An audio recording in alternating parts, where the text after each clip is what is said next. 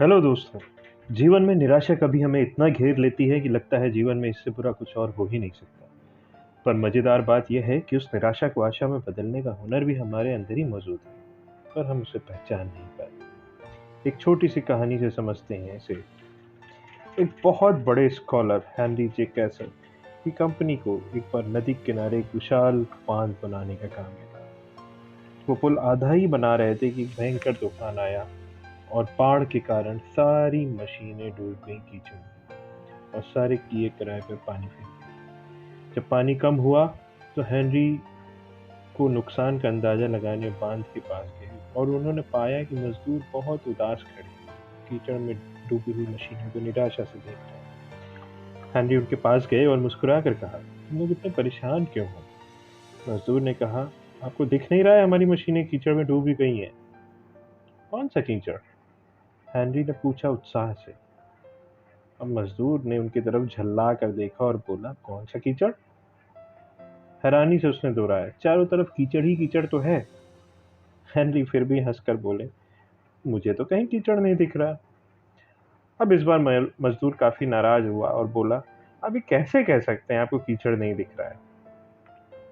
उस पर हेनरी ने बोला, क्योंकि मैं आसमान की तरफ देख रहा हूँ और ऊपर आसमान में कोई भी कीचड़ नहीं है। वहां मुझे चमकता हुआ सूरज दिख रहा है और दुनिया का कोई भी कीचड़ उसका मुकाबला नहीं कर सकता।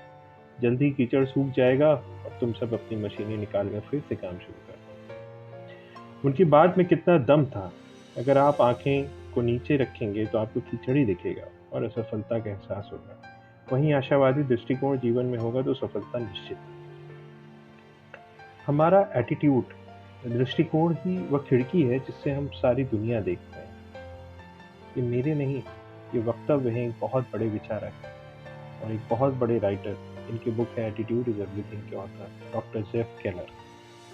उनकी उनकी इसी किताब की एक छोटी सी घटना मैं आपके सामने शेयर करता हूँ।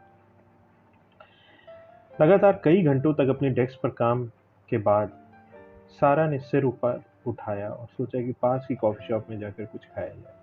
दोपहर के 1 बज रहे थे और उसे भूख लगाई थी। थोड़ी देर बाद वो कॉफी शॉप में थी। सैम भी अपने लंच ब्रेक में इसी कॉफी शॉप में आई थी। वो सारा से कुछ ही दूर पर रखे टेबल पर जाके बैठ गई। पर दोपहर सारा और सैम दोनों को एक ही वेटरेस सर्व किया। दोनों ने ऑर्डर देने में लगभग समान समय लगाया। दोनों को लगभग साथ ही खाना सर्व किया गया। दोनों को ही बढ़िया भरपेट खाना परोसा गया।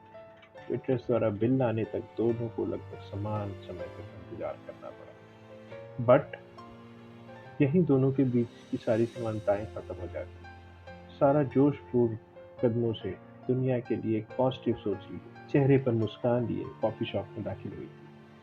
वहां बैठा हुआ कोई भी व्यक्ति इसे महसूस कर सकता था। उसके चाल ढाल हाव भाव दर्शा रहे थे कि वो आशावादी है। सारा ने प्रसन्नता से लंच किया, वेटरस के साथ कुछ हल्की फुल्की बात की और अपनी बैटरी रिचार्ज करके वापस अपने डेस्क पे लौट गई। दूसरी ओर सैम माथे पर त्योरियां चढ़ाए शॉप में दाखिल हुई थी। उसके कंधे झुके हुए थे और वो तनावग्रस्त दिखाई दे रही थी।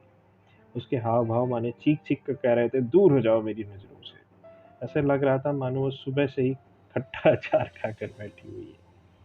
उसके बैठते ही जब वेटर्स तुरंत उसका ऑर्डर लेने नहीं पहुंची तो वो बेचैन उठी और इस बात को लेकर भी बेचैन थी कि ऑर्डर जल्दी सर्व क्यों नहीं हो रहा है। उसके खाने के बार बार शिकायत कर रही थी और बिल जल्दी नहीं आने पर भी वहां को बुला रही थी।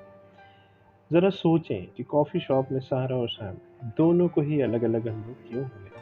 ध्यान रहे कि दोनों के साथ एक ही तरह का व्यवहार किया गया।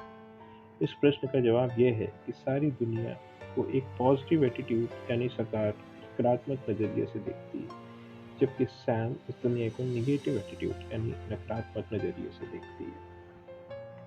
आप हर समय परिस्थितियों को नियंत्रित नहीं कर सकते, किंतु अपने विचारों पर नियंत्रण पा सकते हैं। तो मैं आशा करता हूँ कि इस छोटी सी कहानी में आप जरूर कुछ सीखेंगे और जीवन में अपना दृष्टिकोण सकारात्मक रखेंगे। इसी आशा के साथ दोस्तों हम फिर मिलेंगे अपनी अगली वीडियो में कुछ नए विचारों के साथ।